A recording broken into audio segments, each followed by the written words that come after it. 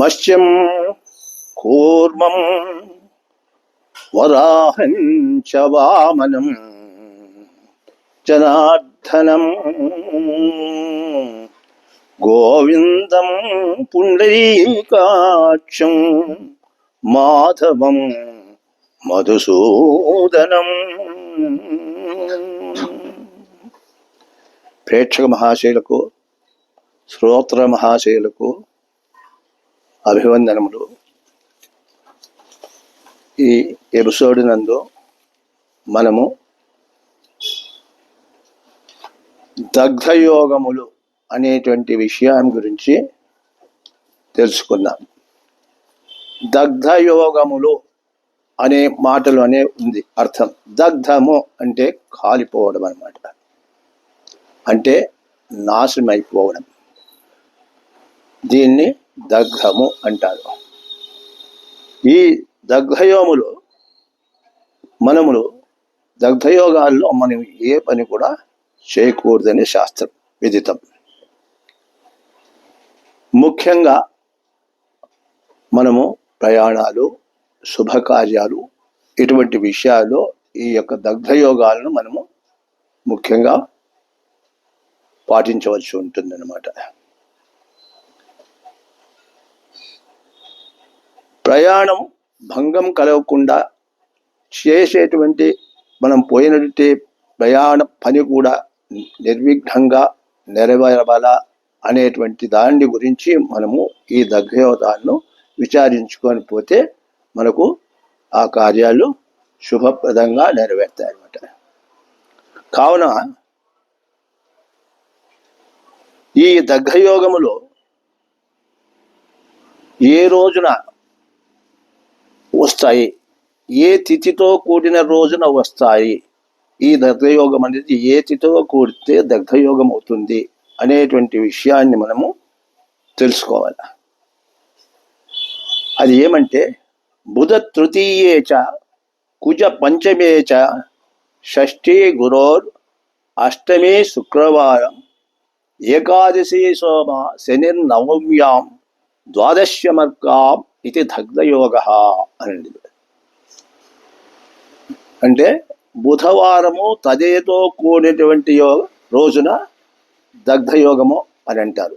అట్లనే మంగళవారం పంచమితో కూడినటువంటి రోజున దగ్ధయోగం అది. షష్ఠి గురువారంతో కూడినటువంటి రోజు దగ్ధయోగము. అష్టమి శుక్రవారంతో కూడిన రోజు దగ్ధయోగము.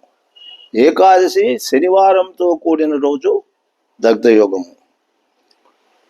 ఆ తర్వాత నవమి ఏకాదశి సోమవారము, శనివారము నవమి, ఈ దినాలతో ఈ తిథులతో కూడిన రోజు దగ్ధయోగము.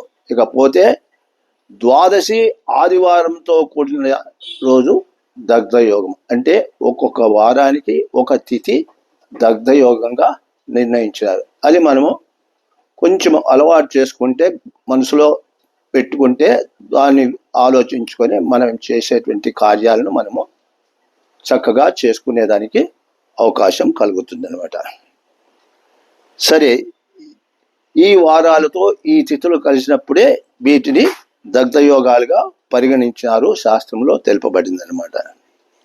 కానీ ఇక్కడ ఒకటి ముఖ్యంగా గుర్తుపెట్టుకోండి. రేపు వైశాఖ మాసం శుద్ధ తదియ అంటే అక్షతదియ. ఆ రోజు బుధవారంతో కూడుకుంది తదియ. మరి ఆ రోజు దగ్ధయోగమా అనేటువంటిది కూడా మీకు కొంచెం విశ్లేషణగా చెప్పవలసి వస్తుంది. ఎందుకంటే మీకు మునిపే చెప్పినాము, మునుపు ఎపిసోడ్లలో చెప్పినాము. ఉగాది పండుగ, దసరా పండుగ, అక్షతదియ, బలిపాడ్యమి, అర్ధ రోజు, ఈ 3 రోజులు కూడా ఏదైనా సరే మనం చేస్తే ఆ పని నిర్విఘ్నంగా నెరవేరుతుంది. వీటికి దగ్ధయోగాలు కానీ, వారదోషాలు కానీ, ఇంకోటి ఏవి కానీ, నక్షత్రుల దోషాలు కానీ ఏవి ఉండవు అన్నమాట.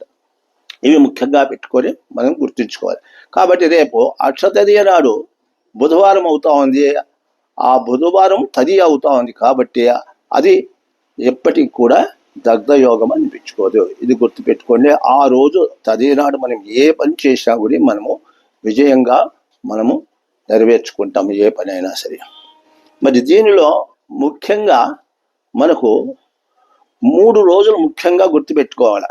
బుధవారం తదియ, తర్వాత అష్టమి శుక్రవారం, బుధవారం తదియ, తర్వాత నవమి శనివారము, అష్టమి శుక్రవారము, ద్వాదశి ఆదివారం. ఈ 4 ముఖ్యం. ఇకపోతే మంగళవారం ఏమీ చేయం, పంచమి మనం ఏమీ చేయమన్నమాట. తర్వాత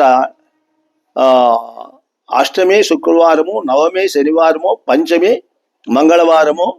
ఈ రోజులో శుభకార్యాలు మనము ఎట్లా చేసేది. ఎందుకంటే అష్టమి నాడు చేయము, నవమి నాడు చేయము, మంగళవారము చేయము.